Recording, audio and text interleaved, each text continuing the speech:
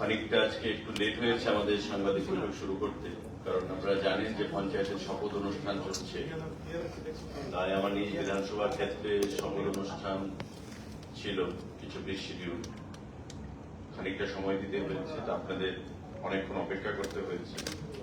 আমি আমার দুঃখ প্রকাশ করছি তাতে।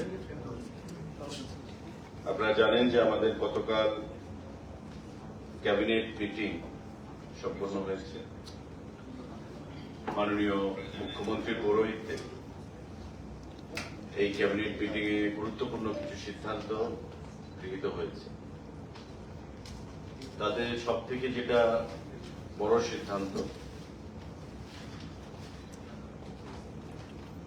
জিআরবিটি গ্রুপ ডি যে এক্সাম হয়েছিল, ২,৫০০ পরীক্ষার্থীদেরকে সিলেকশন করা হয়েছে এবং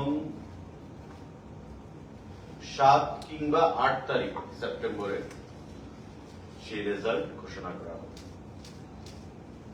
সমস্ত কিছু তৈরি আছে। আগেই আমাদের করার কথা ছিল, কিন্তু লোকসভা নির্বাচন, পঞ্চায়েত নির্বাচন, কোড অফ কন্ডাক্ট, যা নির্বাচন কমিশনের আচরণবিধি, এগুলো লাগু ছিল। তারপর আমাদের অনাকাঙ্ক্ষিত বন্যা, রাজ্যে হাজার হাজার মানুষ যে বন্যার কবলে, এবং তার থেকে পরিত্রাণ আমরা পাইনি এখনো। প্রশাসন মানুষকে পরিত্রাণ দেওয়ার জন্য কাজ করছে, কিন্তু দীর্ঘদিন ধরে যে জিনিসটা পেন্ডিং, রাজ্য মন্ত্রিসভায় সিদ্ধান্ত গ্রহণ করা হয়েছে যে আগামী ৭ কিংবা ৮ তারিখ এই জিআরবিটির রেজাল্ট ঘোষণা করা হবে। যারা পরীক্ষা দিয়েছেন, এরা উৎকণ্ঠার মধ্যে আছেন, বা বরাবরই আমাদেরকে সামাজিক মাধ্যমে, ফোনে, বিভিন্নভাবে সংবাদপত্রগুলোর মাধ্যমে জিআরবিটির পরীক্ষার ফলাফল নিয়ে সেখানে উদ্গ্রীব হয়ে বসে আছেন। তাদের জন্য সেটা সুখবর। যারা সফলতা লাভ করবেন তাদেরকে সবাইকে রাজ্য মন্ত্রী পরিষদের তরফ থেকে আমরা অগ্রিম অনেক অনেক শুভেচ্ছা জ্ঞাপন করছি। ৭ কিংবা ৮ তারিখে জিআরবিটির রেজাল্ট সেখানে ঘোষণা করা হবে। রাজ্য মন্ত্রিসভায় সেই সিদ্ধান্ত গ্রহণ করা হয়েছে। Group D, GRBT group D. আমাদের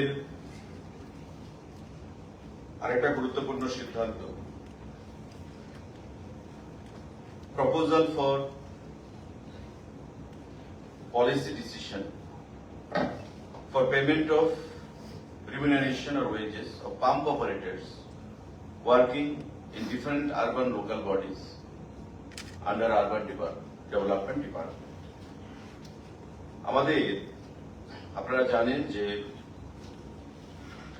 ডিডব্লিউএস ডিপার্টমেন্ট, ওয়াটার রিসোর্স, এই যে দপ্তরগুলো রয়েছে, তাদের সঙ্গে পাম্প অপারেটরদের একটা নিবিড় যোগাযোগ বা পাম্প অপারেটরদের সহযোগিতা ছাড়া সারা রাজ্যে এই যে জল সরবরাহ করা, পানীয় জল বলুন, ওয়াটার রিসোর্স বলুন, সেটা সম্ভব নয়। তো রাজ্য মন্ত্রিসভায় সেটা সিদ্ধান্ত গ্রহণ করা হয়েছে যে পাম্প অপারেটর, তাদের বেতন খুবই নগণ্য ছিল এবং গত বিধানসভা নির্বাচনের প্রাক্কালে আমাদের মন্ত্রিসভার বৈঠকে সিদ্ধান্ত হয়েছিল যে পাম্প অপারেটরদের বেতন বৃদ্ধি করা হবে এবং এতে করে ৭৫০০ যারা আইআরপি, আয়রন রিমুভাল প্ল্যান্টের সঙ্গে যুক্ত রয়েছেন, তাদের বেতন ধার্য করা হয়েছিল এবং ৭,০০০ টাকা বেতন ধার্য করা হয়েছিল যারা আইআরপির সঙ্গে যুক্ত নয়। কিন্তু পরবর্তী সময় দেখা গেছে যারা আরডি মানে পঞ্চায়েতের অধীন যারা পাম্প অপারেটররা রয়েছেন, তাদের বেতন, যে বর্ধিত বেতন, সেটা তারা পাচ্ছে। কিন্তু আরবান বডিজে যারা পাম্প অপারেটররা রয়েছেন এএমসির আন্ডারে বা বিভিন্ন আরবান বডিগুলোতে, নগর পঞ্চায়েত, পৌর পরিষদে, সেই বর্ধিত বেতন তারা পাচ্ছে না। পরবর্তী সময় দেখা গেছিল যে বিগত সরকারের আমলে যে পাম্প অপারেটর গুলো নেওয়া হয়েছিল, ফিনান্সের সঙ্গে কোন ধরনের সেখানে আলোচনা না করেই সেটা নেওয়া হয়েছে। তো স্বাভাবিকভাবে এই আরবান লোকাল বডিজের যে পাম্প অপারেটররা তারা ওই বর্ধিত বেতন থেকে বঞ্চিত হয়েছে এতদিনে। রাজ্য মন্ত্রিসভা সিদ্ধান্ত গ্রহণ করেছে যে এখন থেকে এই আরবান লোকাল বডিজরাও মিনিমাম 7,000 এবং 7,500 টাকা করে বেতন তাদেরকে দিতে হবে এবং তারা সেটা পাবে। আর যদি কোনো আরবান লোকাল বডিজ মনে করে তার নিজস্ব সোর্স থেকে যে সেখানে পাম্প অপারেটরদের বেতন বৃদ্ধি করা হবে, 10,000 করা হবে, 15,000 বা 12,000 করা হবে, সেটা তারা করতে পারে। মিনিমাম 7,000 যারা নন আইআরপি, আর যারা আইআরপি তারা 7,500 টাকা যারা পঞ্চায়েতে পাচ্ছে। আরবান লোকাল বডিজও একই বেতনে সেখানে প্রদান করা হবে। এখন থেকে রাজ্য মন্ত্রিসভায় সেটা সিদ্ধান্ত গ্রহণ করা হয়েছে। সারা রাজ্যে 19টা ইউএলবি এবং আগরতলা পৌর নিগম সহ 20খানা ইউএলবি রয়েছে। প্রতিটি ইউএলবিতে এখন এই পাম্প অপারেটররা কম করে 7,000, 7,500 টাকা পাবে। আর বেশি কত পাবে সেটা ওই ইউএলবি বা আরবান লোকাল বডিজের উপর নির্ভর করবে। তারা যদি বৃদ্ধি করতে চায় সেই বেতন তারা সেটা করতে পারে। রাজ্য মন্ত্রিসভায় গতকাল সেই সিদ্ধান্ত গ্রহণ করা হয়েছে বৈঠকে। সাংবাদিক বন্ধুরা, আমাদের আরেকটা গুরুত্বপূর্ণ সিদ্ধান্ত, proposal for enhancement of honorarium of special police officers SPO. যারা স্পেশাল পুলিশ অফিসাররা রয়েছেন এসপিও হোম ডিপার্টমেন্টের অধীন, তাদের বেতন বৃদ্ধি করার সিদ্ধান্ত গতকাল আমাদের যে ক্যাবিনেট বৈঠক সেই ক্যাবিনেট বৈঠকে গ্রহণ করা হয়েছে। সারা রাজ্যে এসপিওর সংখ্যা 3,511। এর মধ্যে SPO who are doing driving duties, driver হিসেবে যারা কাজ করছে তাদের সংখ্যা হচ্ছে 265। এখন পর্যন্ত এই যে 3,511 জন যারা এসপিও আছে আর 265 জন যারা ড্রাইভার আছেন, তাদের বেতনের একটা বৈষম্য ছিল। ড্রাইভাররা পেতেন 9,540 টাকা করে, আর নর্মাল যারা এসপিও 3,511 যে সংখ্যাটা, তারা পেতেন 7,079 টাকা করে। হোম ডিপার্টমেন্ট সিদ্ধান্ত দিয়েছে বা প্রপোজাল পেশ করেছে ক্যাবিনেটের কাছে, এবং মাননীয় মুখ্যমন্ত্রী এবং মন্ত্রী পরিষদের বৈঠকে গতকাল সিদ্ধান্ত হয়েছে যে এখন থেকে এসপিওদের বেতন থাকবে একটা ফ্ল্যাট, ড্রাইভার বলুন বা সাধারণ এসপিও বলুন, সেটা হবে 12,000 টাকা। অর্থাৎ এখন থেকে এসপিওদের বেতন সারা রাজ্যে 12,000 টাকা হিসেবে সেখানে ধার্য করা হয়েছে। রাজ্য মন্ত্রী পরিষদের বৈঠকে সেই সিদ্ধান্ত গ্রহণ করা হয়েছে। এতে করে 3,511 এবং 265 জন যে এসপিও তাদের উপকার হবে, তারা উপকৃত হবে। এখন থেকে 12,000 টাকা করে এসপিওরা সে বেতন পাবে। আমাদের টোটাল খরচ হবে 2,48,54,369 টাকা হবে। 3,511 জন যে এসপিও রয়েছে সাধারণ, 2,48,54,369 টাকা। আর যারা ড্রাইভাররা রয়েছে এখন সবাই একসঙ্গে ফ্ল্যাটে চলে আসবে, 12,000 টাকা। আমাদের আরেকটা গুরুত্বপূর্ণ সিদ্ধান্ত,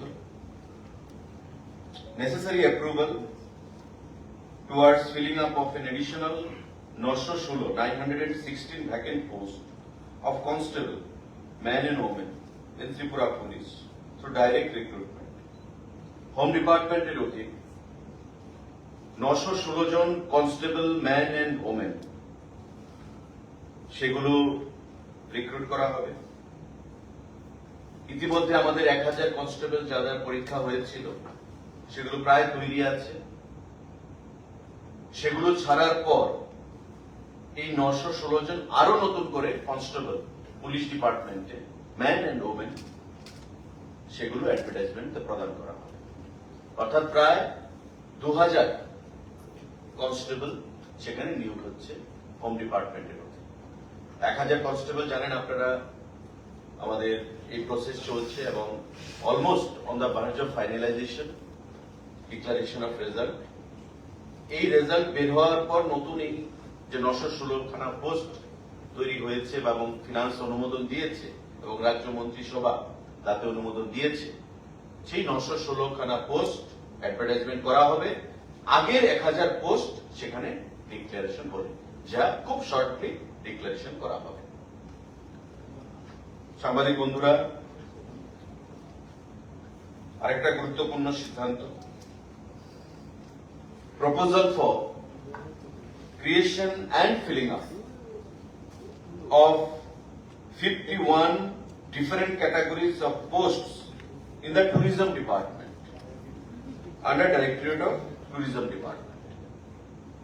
51 খানা বিভিন্ন ক্যাটাগরির পোস্ট আমাদের পর্যটন দপ্তর সেখানে দীর্ঘদিন ধরে খালি অবস্থায় আছে।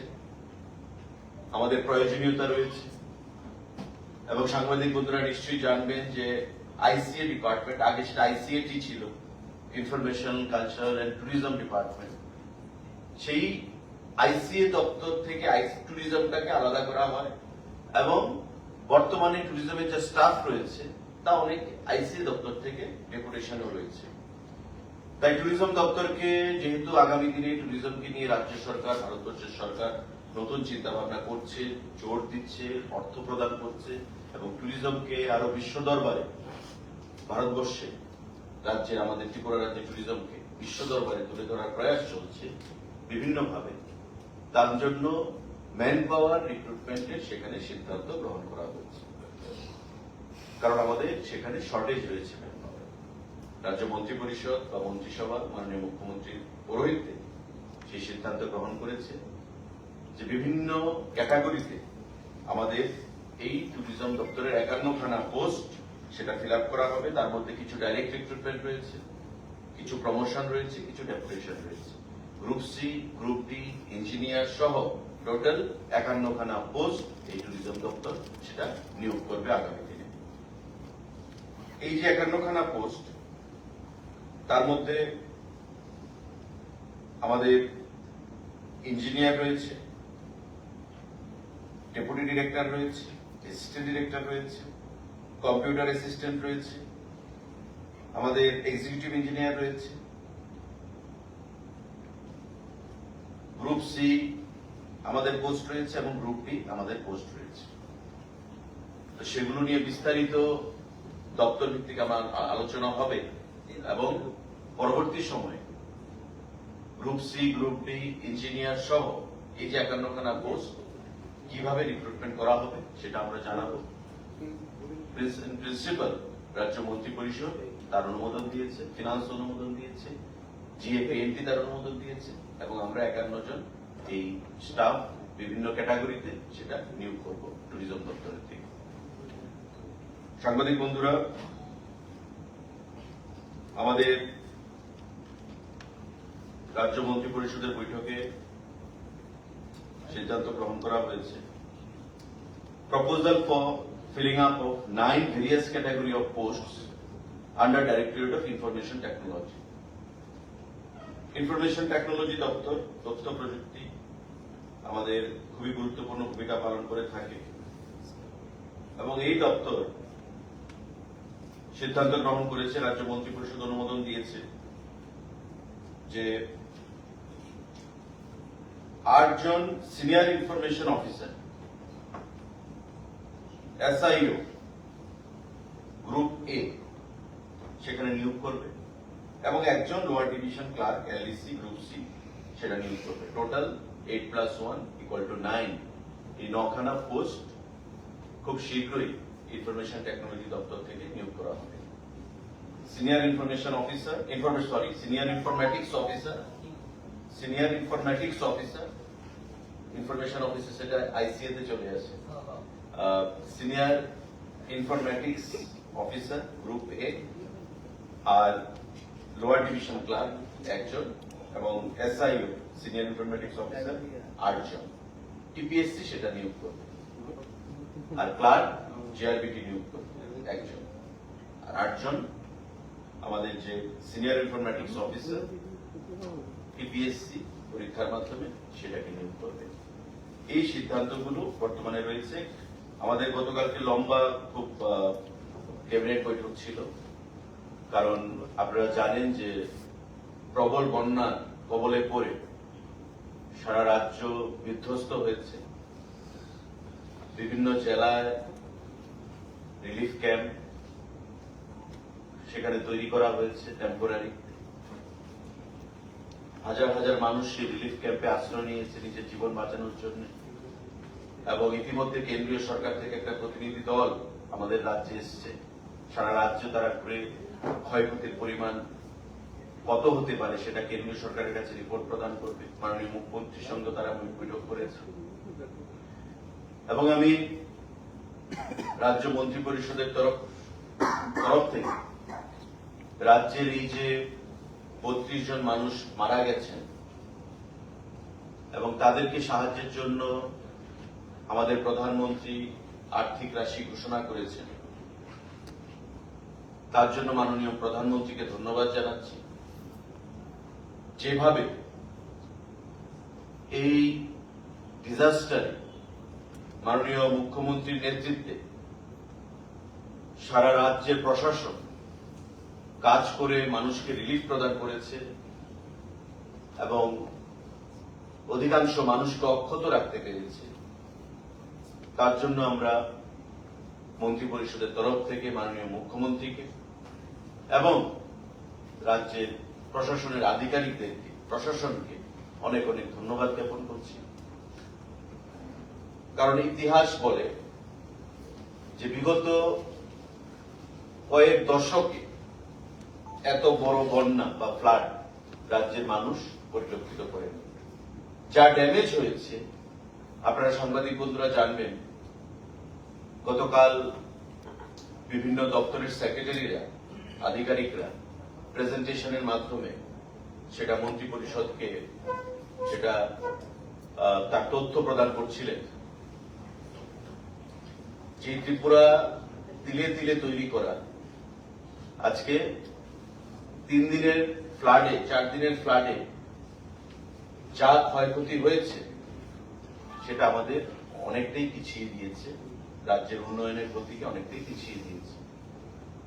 ক্ষয়ক্ষতির পরিমাণ ইতিমধ্যে মাননীয় মুখ্যমন্ত্রী ঘোষণা করেছেন প্রায় 18,000 কোটি টাকা ছাড়িয়ে যাবে। মাননীয় মুখ্যমন্ত্রী 15,000 বলেছেন, কিন্তু যা হিসাব আসছে তারও সেটা বৃদ্ধি হতে পারে। রাস্তাঘাট, পাওয়ার মানে বিদ্যুৎ,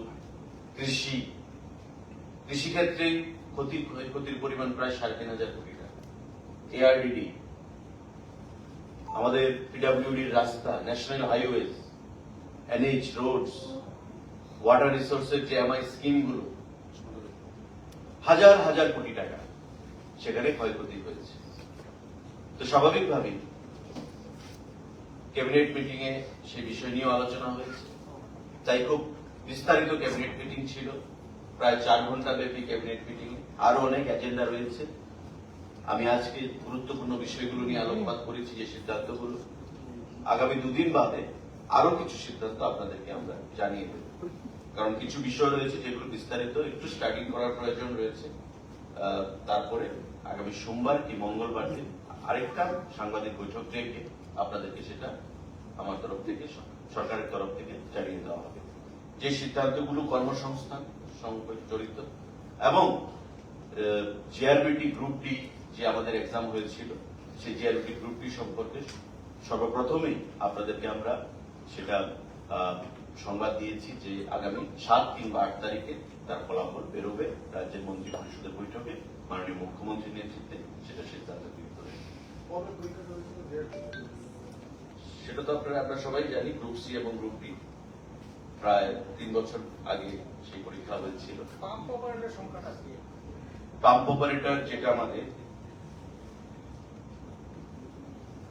আমাদের যে সিদ্ধান্ত গ্রহণ করা হয়েছিল, পঞ্চায়েতের অধীন এবং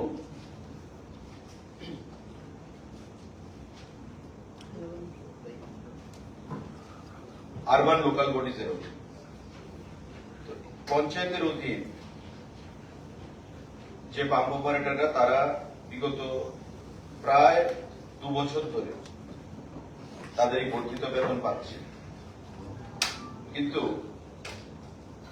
বাকি যে পাম্প অপারেটররা তারা সেই বেতন থেকে বঞ্চিত হচ্ছিল, কারণ ফিনান্সের কাছে সেই তথ্য ছিল না। টোটাল সংখ্যাটা হবে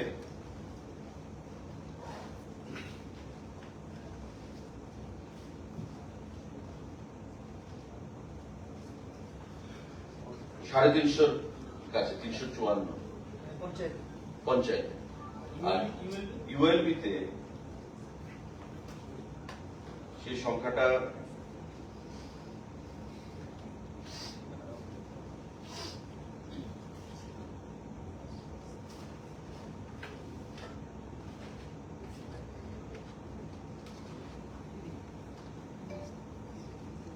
আমরা সেটা দেবো আপনাদেরকে, নেক্সট সাংবাদিক মিটিং দিয়ে দেবো। কারণ এতদিন অ্যাকচুয়ালি ইউএলবির যে রিমিনারেশনটা বা বর্ধিত বেতনটা তারা পাচ্ছিল না। তো এখন মন্ত্রী পরিষদের বৈঠকে সিদ্ধান্ত গ্রহণ হয়েছে যে বিগত সরকারের আমলে তাদেরকে যে রিক্রুট করা হয়েছিল এটা কোনো নিয়ম মেনে হয়নি। তাই ফিনান্স বলছে যে আমাদের কাছে কোনো ডাটা নেই বা আমাদের কাছে কোনো কনকারেন্স নেই যেটা আমরা তাদেরকে অনুমোদন দিচ্ছি। তো বর্তমানে আরবান দপ্তর সেটা সিদ্ধান্ত গ্রহণ করেছে যে মিনিমাম যেটা পঞ্চায়েত পাচ্ছে 7,000, 7,500, 7,500 হচ্ছে যারা আইআরপি পরিচালনা করছে, আর 7,000 হচ্ছে যারা নন আইআরপি। মিনিমাম বেতন সেটা হতে হবে ইউএলবির ক্ষেত্রে। আর যদি কোনো ইউএলবি, এখন ধরুন আগরতলা পৌর নিগম এমসি, এদের আন্ডারে যে পাম্প অপারেটররা রয়েছে, এখন এমসির নিজস্ব সোর্স রয়েছে, on source plus share of taxes urban থেকে তারা পায়। তো সেই ওন সোর্স এবং শেয়ার অফ ট্যাক্সেস মিলে যদি এমসি ভাবে যে না আমি 7,500 নয় আমি 10,000 টাকা দেবো, তবে তারা দেয়ার এট লিবার্টি, তারা দিতে পারে। রানীর বাজার পৌর পরিষদ যদি ভাবে যে আমার ওন সোর্স বা আমার শেয়ার অফ ট্যাক্সেস মিলে আমি 7,500 নয় আমি 10,000 টাকা বা 9,000 টাকা দেবো, তারা সেটা দিতে পারে। কিন্তু মিনিমাম 7,500 এবং 7,000 আইআরপি এবং নন আইআরপির ক্ষেত্রে তাদের দিতে হবে। এই সিদ্ধান্ত গ্রহণ করা হয়েছে। আমাদের 19টা ইউএলপি রয়েছে, পৌর পরিষদ নগর পঞ্চায়েত এবং আগরতলা আমাদের মিউনিসিপ্যালিটি কর্পোরেশন যেটা সেটা রয়েছে টোটাল 20। এই 20 ইউএলবি আমাদের বেতন বৃদ্ধি হলো এবং মিনিমাম 7,000 কিংবা 7,500 টাকা তাদেরকে দিতে হবে। আমি সংখ্যাটা আপনাদের নেক্সট সাংবাদিক বৈঠকে প্রদান করে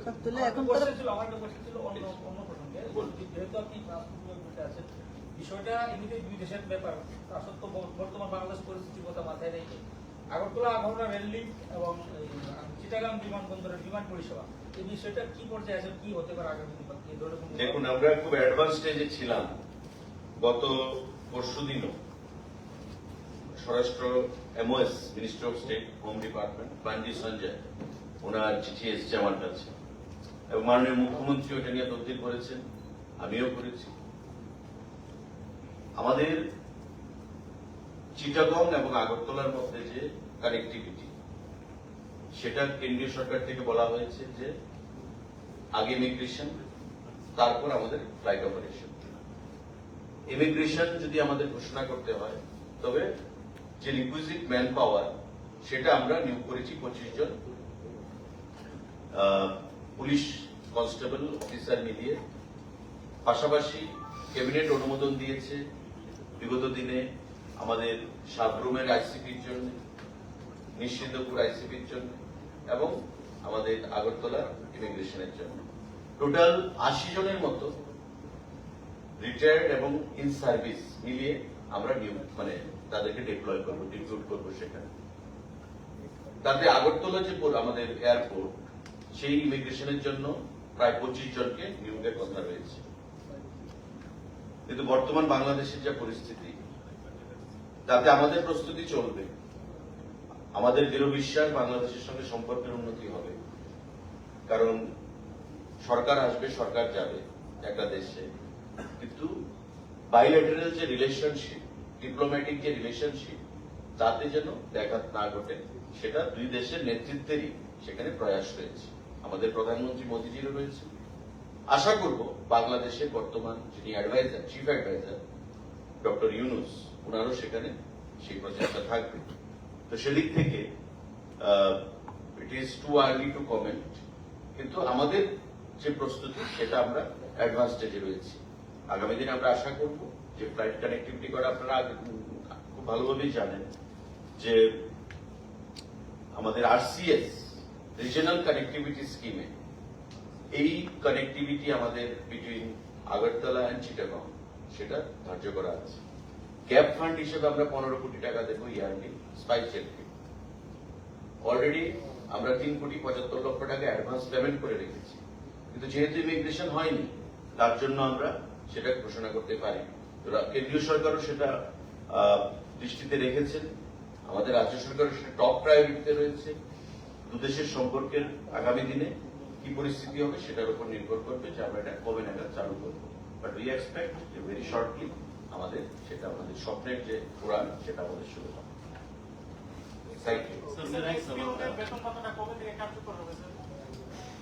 কোনটা? Immediately. Next month. सर, रानी बाजार में जो घटना हुआ था, इसका अभी क्या अपडेट है? क्या घटना? जो वायलेंस हुआ था। ये देखिए, ये मुद्दा जो है ये बहस की बात है।